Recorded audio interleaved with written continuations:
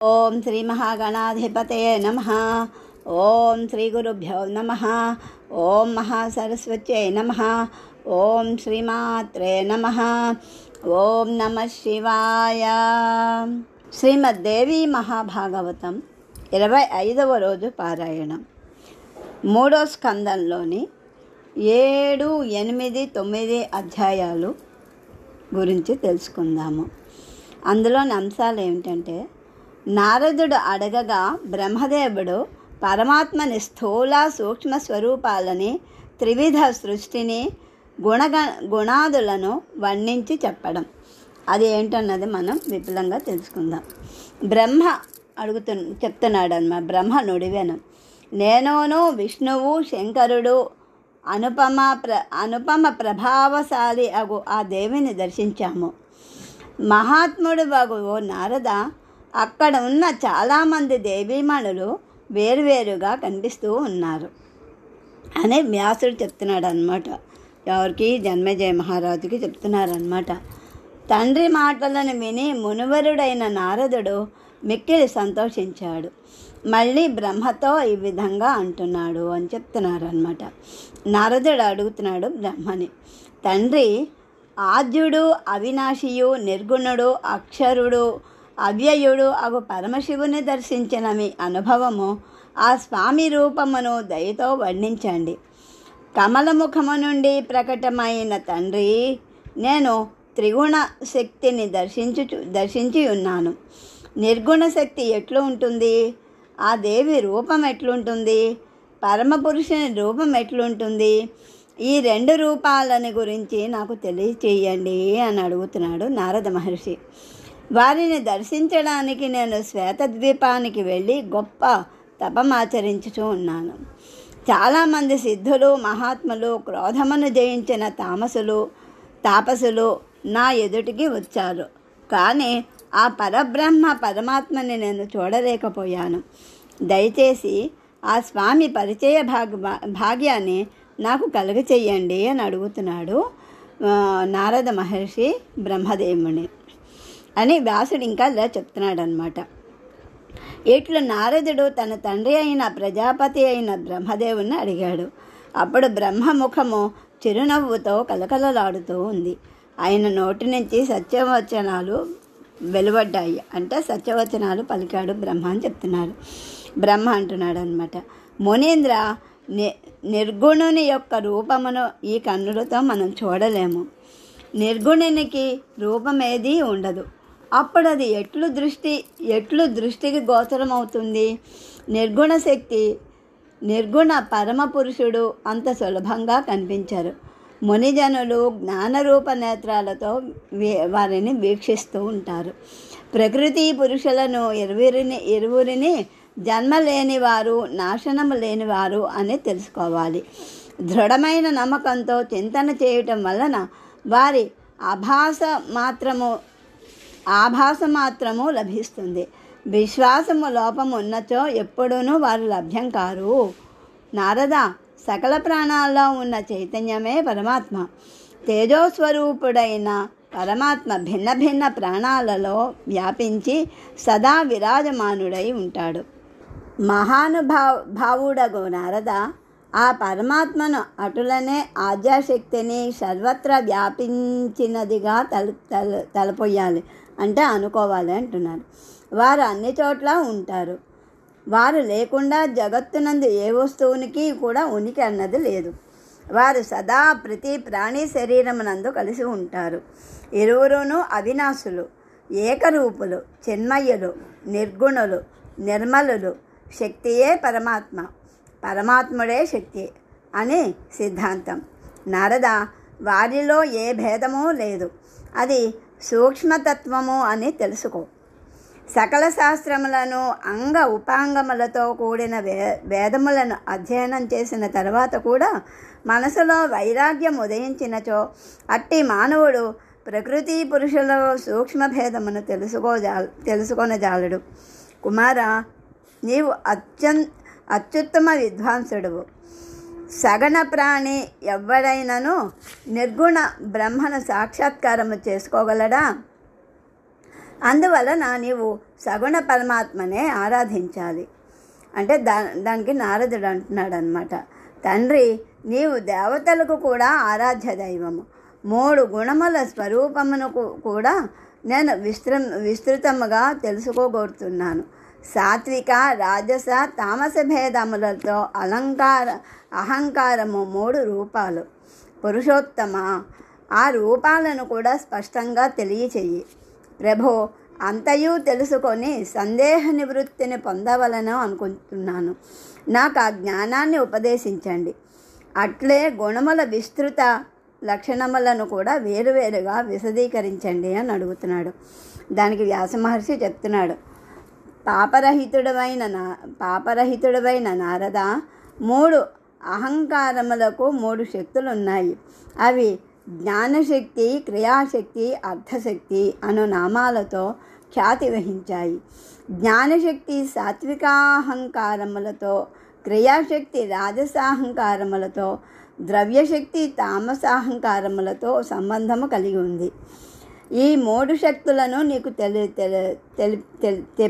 తెలిపితిని నారద.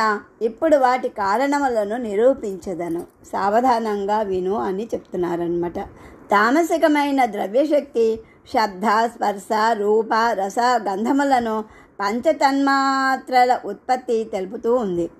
ఆకాశము యొక్క గుణము శబ్దము, వాయువు యొక్క గుణము స్పర్శ, అగ్ని యొక్క గుణము రూపము, జలమునకు రసము, పృథ్వీ గుణమునికి గంధము అవుతాయి.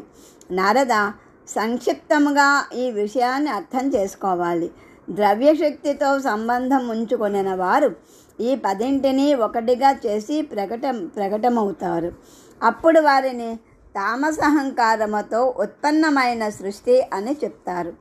రాజస క్రియాశక్తి చేత ప్రాదుర్భవించిన వాటిని కూడా చెప్తాను విను. చెవులు, చర్మము, నాలుక, కనులు, నాసిక ఈ 5 జ్ఞానేంద్రియములు. అటులనే వాక్కు, చేతులు, కాళ్ళు, ఉపస్థ, గుదము ఈ 5 కర్మేంద్రియములను. ప్రాణము, అపానము, వ్యానము, సమానము, ఉదానము అంటే ఇవి పంచప్రాణాలు. ఇవన్నీ క్రియాశక్తి నుండి ఉత్పన్నములవుతాయి. ప్రకటమైన ఈ 15ంటిని సముదాయమును రాజస సృష్టి అని చెప్తారు. వీటిని సాధనములనియు క్రియాశక్తిమయములనియు వీటి ఉపాదాన కారణము చిత్ వృత్తి అని చెప్పబడుతుంది. సాత్వికాహంకారానికి సంబంధించినది జ్ఞానశక్తి. దానిలో దిశలు, వాయువు, సూర్యుడు, వరుణుడు, అశ్విని కుమారుడు 5 జ్ఞానేంద్రియముల యొక్క 5 అధిష్టాన దేవతలు. బుద్ధి మొదలగు అంతఃకరణముల యొక్క అధిష్టాతలకు చంద్రుడు, బ్రహ్మ, రుద్రుడు, 4వ వాడు క్షేత్రజ్ఞుడు. మనస్సుతో సహా 15 ప్రకటములయ్యాయి. సాత్విక అహంకారము యొక్క ఈ సృష్టి సాత్విక సృష్టి అను పేరుతో ప్రసిద్ధి చెందింది. స్థూల సూక్ష్మ భేదములతో పరమాత్మ యొక్క రూపములు 2.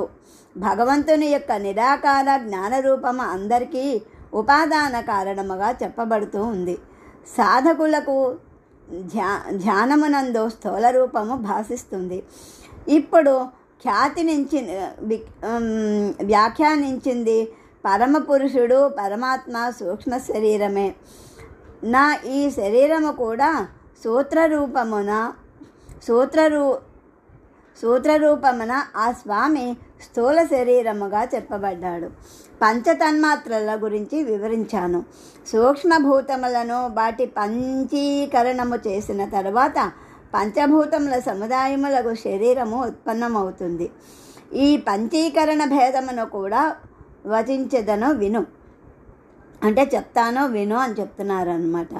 సకల భూతముల విభజన స్పష్టమైన తోడనే ప్రతి ఒక్కరి యందు ఒక్కొక్క గుణము యొక్క వృద్ధి కనిపిస్తుంది.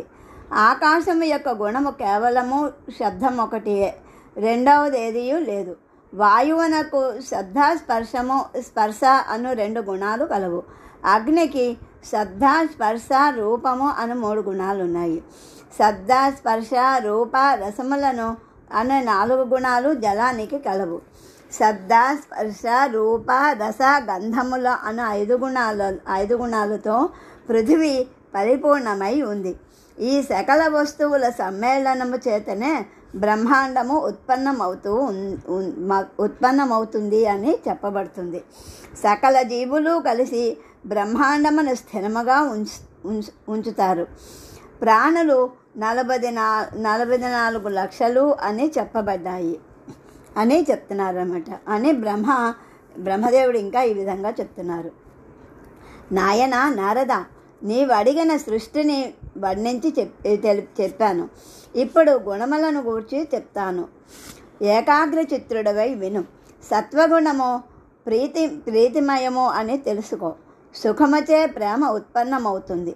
ఆర్జవము, సత్యము, శౌచము, శ్రద్ధ, క్షమ, ధృతి, అనుకంప అంటే దయ, లజ్జ, శాంతి, సంతోషము అను ఈ సకల గుణముల నిశ్చల సాత్విక ప్రేమ ఉత్పన్నమవడానికి కారణములవుతాయి.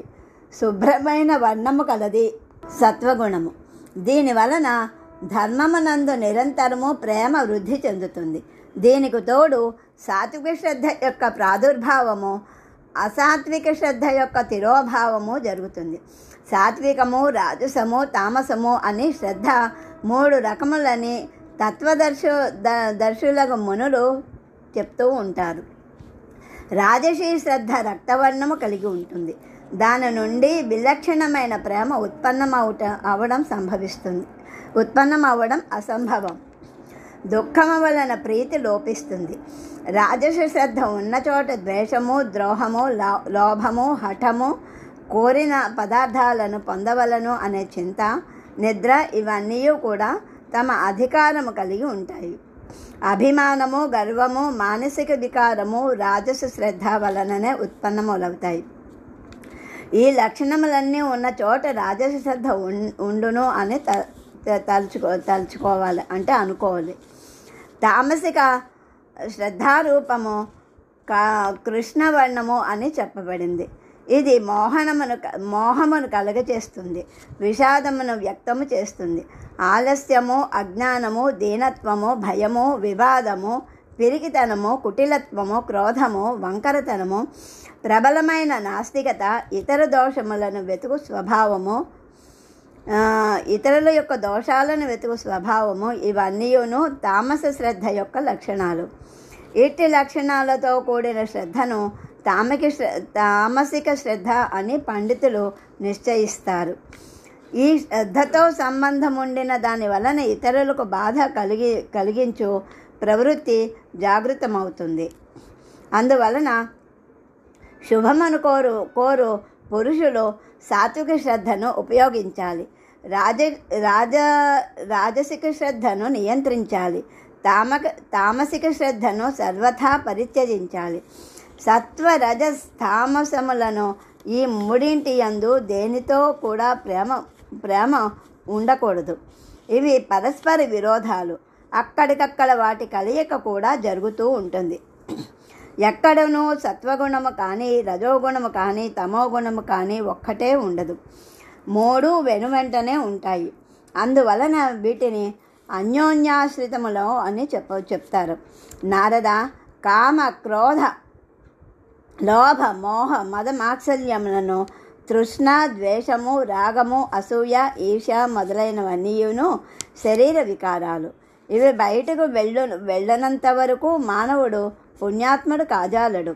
తీర్థాటనము చేసిన తర్వాత కూడా ఈ వికారములు నశించనిచో తీర్థఫలము కేవలము శ్రమయే అవుతుంది.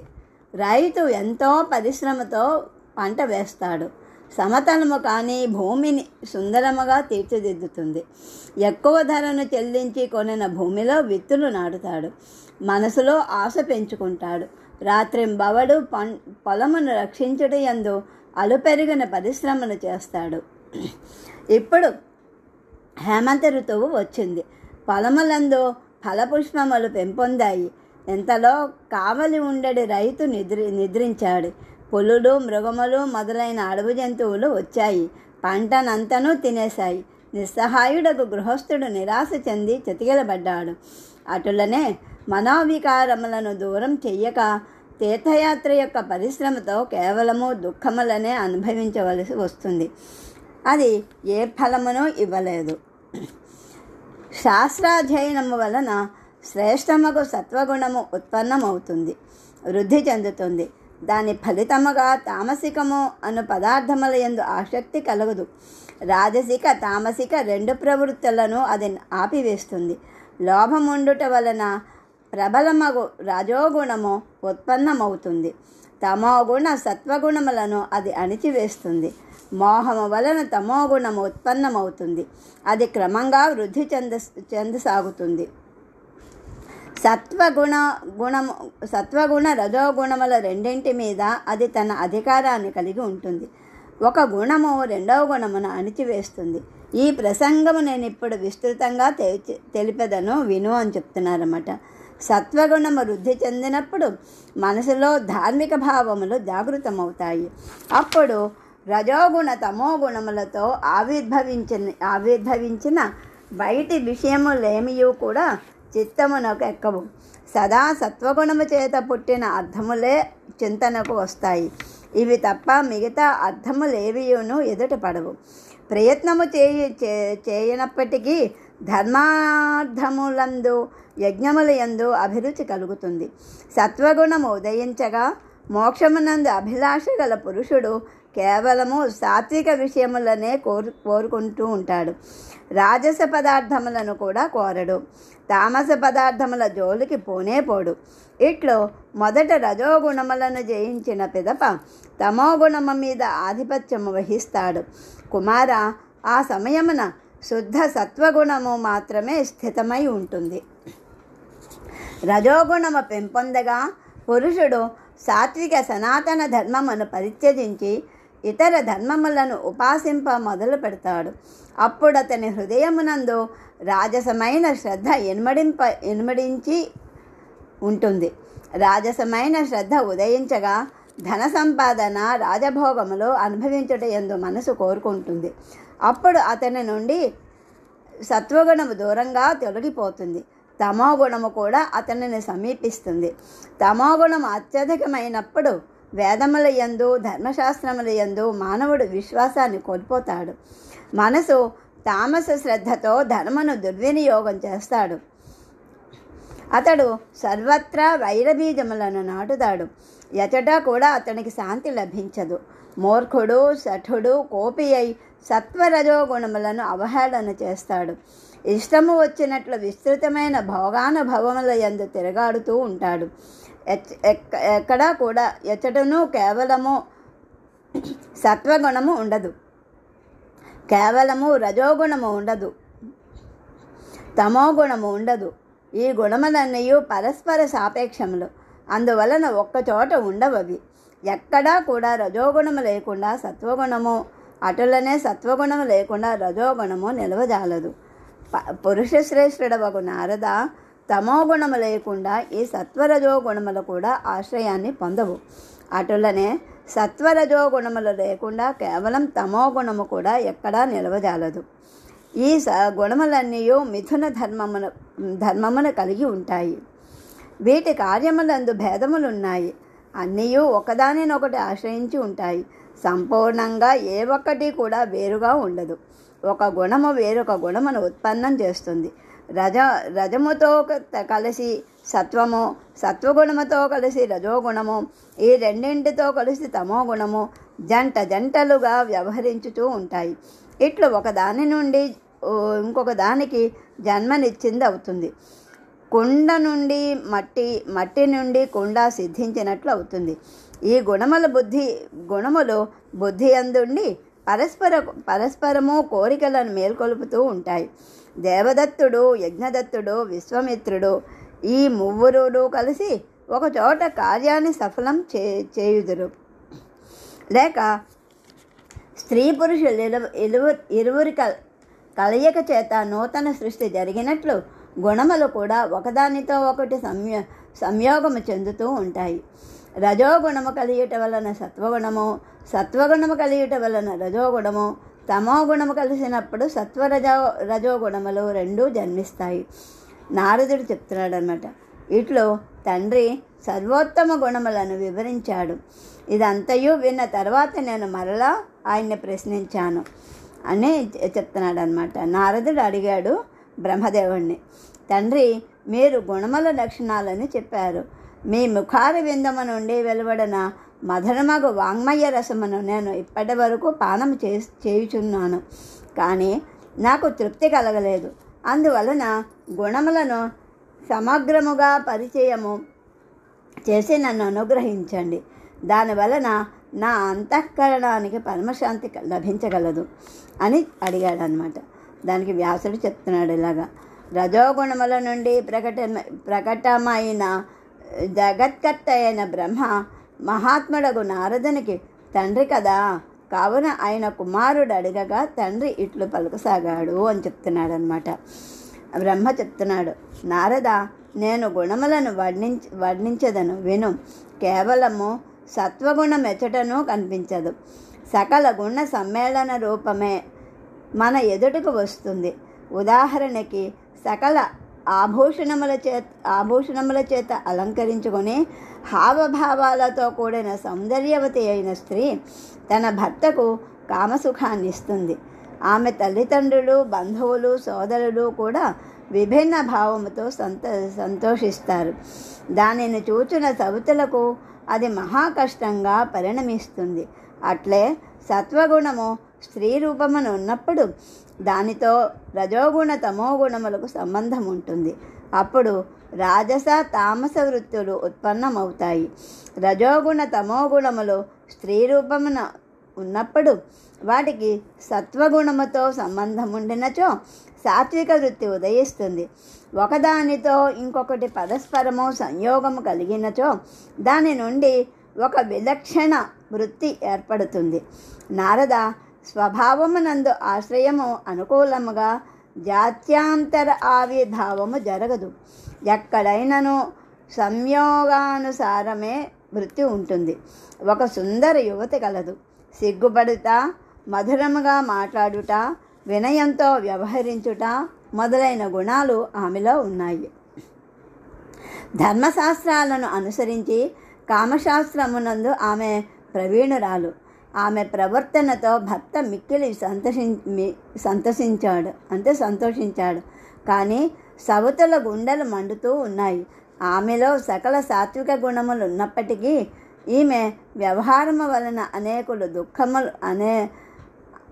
అనేకులకు దుఃఖము కలుగుతూ ఉంది. ప్రజలు చెప్పుకున్నది వారు. అట్లే సాత్విక గుణముల విషయమునందు కూడా వాటికి విపరీతమైన తామసిక గుణభాసము కూడా జరుగుతుండట స్వాభావికమే. ప్రభుత్వము యొక్క సిపాయిలు దొంగలతో పీడింపబడు సజ్జనులకు సుఖమును చేకూర్చుచుందరు. కానీ దొంగలకు వారితో గల గొప్ప దుఃఖము అనుభవించవలసి వస్తుంది. అట్లే గుణములు కూడా స్వభావమును అనుసరించి అనుకూల విపరీత భావములను ఉత్పన్నం చేస్తాయి. ఆకాశమున దట్టమైన మేఘములు అలుముకున్నచో దుర్దినమని చెప్పుకుంటాము. మెరుపులు మెరుస్తూ ఉంటాయి. మేఘములు గర్జిస్తుంటాయి.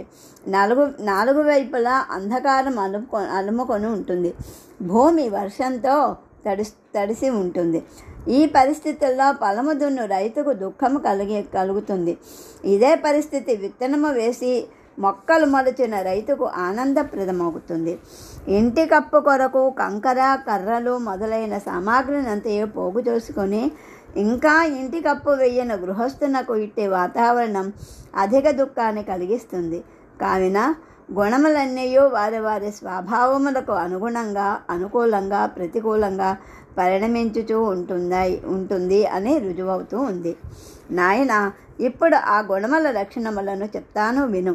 బాల్యమునందు ముక్కు, చెవులు, కన్నులు మొదలైన ఇంద్రియాలు విషయముల వైపుకు మరలవు. అప్పుడు శరీరము సత్వగుణ సామ్రాజ్యమై ముండునని అది స్వచ్ఛమని విషదమవుతూ ఉంటుంది.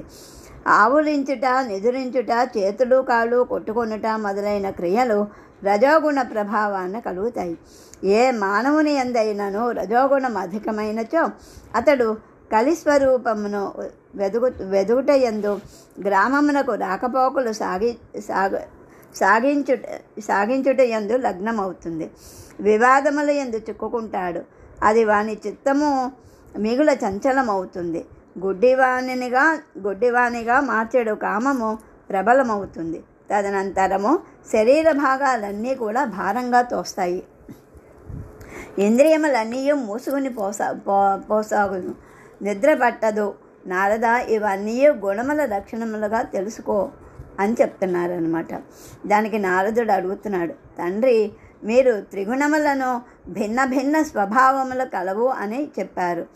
ఈ మూడు ఒకే స్థానము నుండి ఒకటి ఇంకొక దాని సహయోగముతో కార్యములనెట్ల నిరంతరము నిర్వహిస్తూ ఉంటాయి. రకరకములైన స్వభావములు గల శత్రువులు ఉంటారు. ఇది నిశ్చయము. శత్రువులు పరస్పరము కలిసి ఎట్లు పనిచేస్తారు? దయచేసి ఈ విషయాన్ని నాకు చెప్పండి అని అడుగుతున్నాడు నారదుడు. దానికి బ్రహ్మదేవుడు చెప్తున్నాడు, నాయనా విను, నేను సత్వరజస్తమములను మూడింటి గురించి చెప్పాను కదా. ఈ గుణములు స్వభావము దీపము వంటివి. ఉదాహరణకి దీపము వెలుగును వ్యాపింపచేసి వస్తువులను కనిపించేటట్లు చేస్తుంది. నూనె, ఒత్తి, జ్వాల ఈ మూడు విరుద్ధము గల ధర్మములు కలవి. దేనికిని దేంతో సాహచర్యం లేదు. అట్లే గుణముల విషయాన్ని కూడా అవగతం చేసుకోవాలి. విరుద్ధ ధర్మము గల నూనెకు అగ్నితో సంయోగము కలుగుతుంది. వత్తి విరోధి అయిన నూనెతో పరస్పరము అగ్నితో సంయోగమును పొంది అన్నియును ఏకమై వస్తువునకు వెలుగును ఇస్తుంది అని చెప్పాడనమాట బ్రహ్మదేవుడు. దాన్ని మళ్ళీ నారదుడు అంటున్నాడు, సత్యవతి నందన వ్యాస మహర్షి, ఇట్లే ప్రకృతి నుండి గుణములన్నీ ప్రకటితములగునని తెలుపబడ్డాయి కదా. అట్లే ప్రకృతితో సంబంధం నేర్చుకొనినా అంటే ఏర్పాటు చేసుకొనినా ఆ గుణములే జగత్తు ఉత్పత్తికి కారణములవుతున్నాయి కదా అని చెప్పేసి అంటున్నాడు అనమాట నారదుడు. మళ్ళీ వ్యాసుడు అంటున్నాడు, రాజా, నేను అడుగుగా నారదుడు ఈ సమస్త ప్రసంగాన్ని విస్తృతంగా నాకు చెప్పాడు. గుణముల సకల లక్షణాలు వేరువేరుగా ఉంటాయి. వాస్తవానికి ఈ సకల జగత్తు ఎవ్వరి చేత వ్యాపించి ఉన్నదో ఆ దివ్యశక్తిని ఆరాధించాలి. కార్యభేదముతో ఆ శక్తియే ఒకసారి నిర్గుణంగానో మరొకసారి సగుణముగానో విరాజమానురాలవుతుంది. నిరీహుడు, అవినాశి, పరమపురుషుడు, పరమాత్ముడు అంటే పూర్ణుడై కూడా అంతటా నిండి ఉండి కూడా స్వతంత్రకర్త కాదు. సదసత్ రూపమైన ఈ సకల ప్రపంచమును ఆ మహామాయయే సృష్టిస్తుంది. బ్రహ్మ, విష్ణు, శంకరుడు, సూర్యచంద్రుడు, ఇంద్రుడు, అశ్విని కుమారుడు, వసుగణములు, కుబేరుడు, వరుణుడు, అగ్ని, వాయువు, పూష, స్వామి కార్తికేయుడు, గణేశుడు మొదలైన దేవతలు ఈ శక్తి చేత సంపన్నులై తమ కార్యాలను నిర్వహించుటయందు సమర్థులగుచున్నారు. రాజా, ఆ పరమేశ్వరియే జగత్తునకు కారణము. నీవు ఆ దేవినే పూజించి భజించుము. విధిపూర్వకముగా పరమభక్తితో ఆ దేవిని ఆరాధించుటయందే నిమగ్నుడు కమ్ము. ఆమెయే మహాకాళి, మహాలక్ష్మి, మహాసరస్వతి, సకల ప్రాణులకు అధిష్టాత్రి. అన్ని కారణములు ఆమె నుండే ఉత్పన్నములవుతాయి. ఆమె సమస్త కోరికలు సఫలము చేయునది. శాంతస్వరూపిణి, అందరికూను ఆరాధించదగినది. పరమదయాళవు. కేవలము ఆ జనని తన నామమును ఉచ్చరించగానే సకలాభీష్ట వస్తువును ఇస్తుంది. బ్రహ్మ, విష్ణువు, శంకరాది దేవతలు పూర్వము ఆ తల్లినే ఉపాసించారు. మోక్షాన్ని కోరు అనేక మంది ఆత్మ సంయమనము వలన తామసులు ఆ దేవిని ఉపాసించారు. ప్రసంగవశమున అస్పష్టముగా ఆమె నామములు ఉచ్చరించినను ఆ మాత మనము కోరిన దుర్లభ వస్తువులను కూడా మనకు ప్రసాదిస్తుంది. ఆవిడ యందు వ్యాఘ్రము మొదలైన హింసక పశువులు చూచి భయపడి ఐ ఐ అని బిందురహితముగా ఉచ్చరించినను ఆ దేవి తన మనోరథాలను నెరవేరుస్తుంది. ఈ విషయమున సత్యవ్రత బ్రాహ్మణుని ఉదాహరణము మన ఎదుట ఉంది. పుణ్యాత్మల మగు మునులమైన మేమందరము సమావేశమై ఉన్నాము. అతడనే కొందరు విశేషజ్ఞులు పురుషులు ఈ ప్రసంగం గూర్చి చెప్తూ ఉన్నారు. అప్పుడు నేను పరోక్షంగా నా చెవులతో విస్తృతంగా అన్ని విషయాలను విన్నాను. సత్యవ్రతుడు పేరు గల ఒక మహామూర్ఖుడు ఉండేవాడు. అతడు నిరక్షరుడు, బ్రాహ్మణుడు. అతడు ఒకసారి అడవి పంది నోటి నుండి విని ప్రసంగవశమున అతడు దానిని ఉచ్చరించాడు. కానీ అతడు అనుస్వరము ఉచ్చరించలేకపోయాడు. కేవలము ఐ అని మాత్రము ఉచ్చరించాడు. అయినప్పటికీ అతడు దానితో గొప్ప విద్వాంసుడుగా మారిపోయాడు. ఐకారమును ఉచ్చరించడం వలన దేవి భగవతి అతని ఎడల మిక్కిలి ప్రసన్నురాలయ్యింది. దయాస్వరూపిణి అయిన భగవతి పరమేశ్వరి ఆ బ్రాహ్మణుని ఒక కవిరాజుగా మార్చివేసింది అని చెప్తున్నాడు అనమాట. జన్మేజయ మహారాజుకి వ్యాస మహర్షి అంటే నాకు నారదునికి మధ్య ఇలా సంభాషణ జరిగింది. నారదుని వాళ్ళ ఈ విషయాలన్నీ నేను విన్నాను. నేను విన్న విషయాలు నారదుడు నేను కలిపి మాట్లాడుకున్న విషయాలు అవన్నీ కూడా నీకు చెప్తున్నాను అని చెప్పేసి జన్మేజయ మహారాజుకి చెప్తున్నాడు అనమాట. ఇంకా ఏం చెప్పాడు అన్నది తర్వాత అధ్యాయాల్లో మనం తెలుసుకునే ప్రయత్నం చేద్దాము. ఓం శ్రీమాత్రే నమః.